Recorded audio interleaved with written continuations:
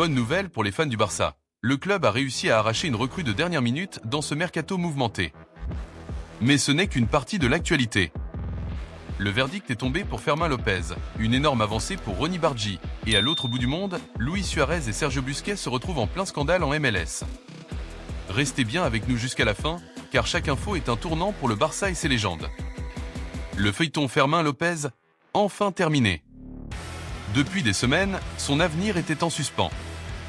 Allait-il rester en Catalogne ou céder aux sirènes de la Premier League?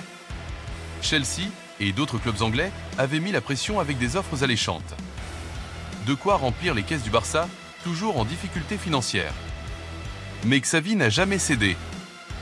Deco, le directeur sportif, non plus. La règle était claire. Si Fermín veut partir, la porte est ouverte. Sinon, il reste. Finalement, le joueur n'a jamais exprimé de désir de départ. Résultat, Fermín López continue l'aventure Blaugrana. Un soulagement pour les supporters qui voient en lui un élément clé du futur milieu de terrain catalan. Mieux encore, il a été convoqué en sélection espagnole, aux côtés de Pedri et Ferran Torres. Une reconnaissance méritée pour un joueur de 21 ans dont la progression impressionne.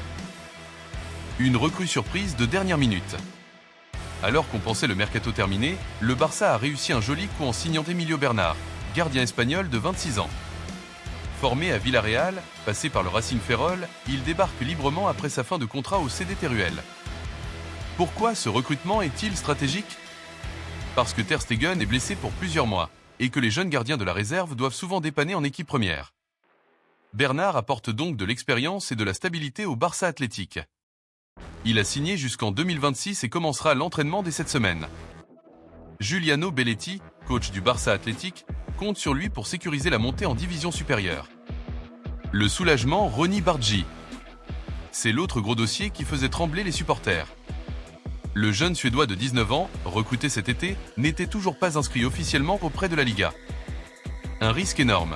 Si la situation n'était pas réglée, le joueur aurait pu quitter le club librement. Heureusement, les dirigeants barcelonais ont trouvé une solution. L'inscription de Bargi est en bonne voie, et son intégration dans l'équipe première est imminente. Considéré comme un futur crack, Bargi est vu comme un atout offensif capable de faire la différence dans une saison où le Barça a déjà perdu des points précieux.